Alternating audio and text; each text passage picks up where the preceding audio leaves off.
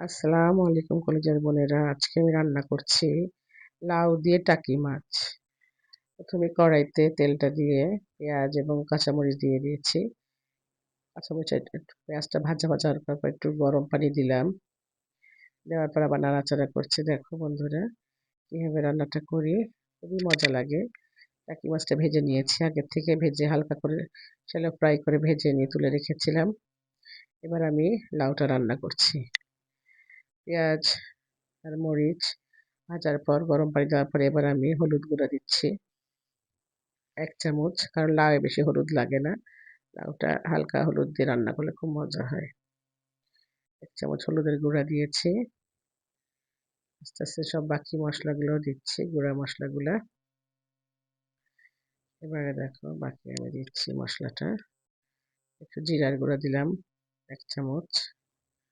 সবই 1 চামচ পরিমাণে দেবো, বেশি দেবো না, কারণ লাউ জিনিসটা খুবই দেখতে সাদা সাদা হয়, রান্না করলে খুব মজা লাগে। এবার আমি একটু ধনিয়ার গুঁড়া দিয়ে দিলাম, ব্যাস সামান্য পরিমাণে। এবার আমি আবার মশলাটাকে ভুনা করছি। এই যে দেখো ভালো করে ভুনেছি। এবার আমি লাউটা দিয়ে দিলাম। লাউ সবসময় ধুয়ে কাটবে, তাহলে ভিটামিনগুলো যাবে না। আমরা সবসময় লাউ ছিলে ধুয়ে গা ধুয়ে নিয়ে তারপর আমরা পিস পিস করি। এটা আমি সবসময় করে থাকি, তোমরাও করবে বাসায়। লাউটা এভাবে রান্না করলে দেখবে যে খুবই মজা লাগে খেতে। এবার আমি লাউটা মিশিয়ে দিচ্ছি মশলার সাথে ভালোভাবে মিশিয়ে দিচ্ছি, এবং দেখো পুরোপুরি নাড়াচাড়া করে মিশিয়ে দিলাম ভালোভাবে। মিশিয়ে দিয়ে একটু ঢাকনা দিয়ে ঢেকে রাখবো। লাউয়ের থেকে পানি রিলিজ করবে। পানিটা রিলিজ করলে দেখো লাউটা পানিতে হালকা সেদ্ধ হবে, এবং পরে আমি পানি অ্যাড করব আবার। এই যে আমি নাড়াচাড়া করে দিলাম লাউটাকে। দেখো বন্ধুরা কিভাবে আমি রান্না করি বোনেরা। এই যে ঢাকা দিয়ে দিয়েছি, আস্তে আস্তে ঢাকা দিয়ে দিয়েছি, হয়েছে একটু। এই যে দেখো এখন লাউটা কমে এসেছে একটু নিজের লাউয়ের পানি দিয়ে। এবার দেখো আমি গরম পানি দিয়ে দিলাম। এই যে প্রথমে লাউয়ের পানিতে একটু সেদ্ধ করবে, তারপরে যখন লাউটা হালকা করে কমে যাবে তারপর আমি গরম পানি দিয়েছি। এবারে কালারটা খেয়াল করেছো বন্ধুরা, অনেক হালকা কালার।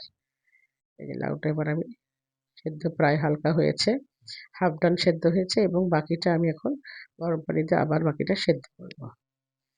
আর লাউয়ের নিচের অংশটা একটু শক্ত থাকে, সেটা আমি এই যে দেখো লবণ দিয়ে দিলাম। তখন আমি লবণ দিই নাই, এই জন্য এখন লবণ অ্যাড করলাম। এই যে এখন লবণটা দিয়ে ভালোভাবে আমি সেদ্ধ হতে দেবো লাউটাকে।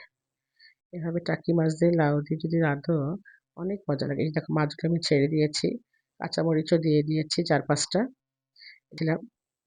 লাউয়ের মধ্যে কিছুক্ষণ মাছটা সেদ্ধ করেছি, কারণ যেহেতু মাছটা ভাজা আছে এই জন্য বেশিক্ষণ আর করবো না।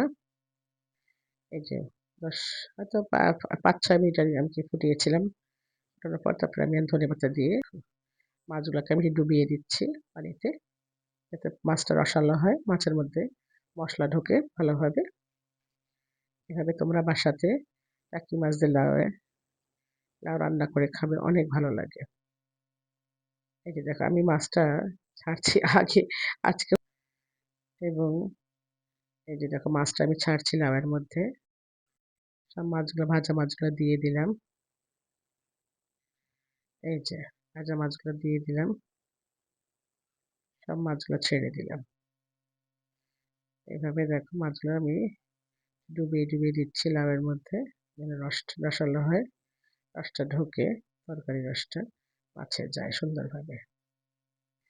খাবারটা খুবই মজা হয়েছিল। তোমরা এভাবে বাসায় ট্রাই করবে বোনেরা, আমাকে জানাবে কমেন্টসের মাধ্যমে। আমার পেজটাকে ফলো করে দিবে। সবাই আমার সাথে যুক্ত হয়ে যাবে, আমরা একই পরিবারের সদস্য সবাই। বন্ধুরা এবার দেখো আমি গার্নিশিং এর জন্য লাস্টে ধনেপাতা দিয়ে দিব। কুচানো ধনেপাতা দিয়ে গার্নিশিং করে দিচ্ছি। এটা হচ্ছে ফাইনাল লুক টাকি মাছ দিয়ে লাউ রান্না।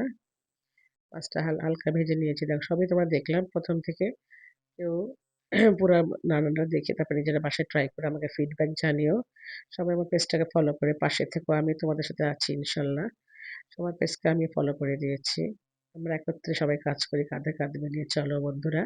সবাই সবার পরিবারকে বড় করি, এভাবেই সামনে এগিয়ে যাব ইনশাল্লাহ। সবাই সবাই লক্ষ্যে পৌঁছে যাব। আজকে তাহলে দেখো রান্নাটা শেষ করলাম, আসি তাহলে। আসসালামু আলাইকুম।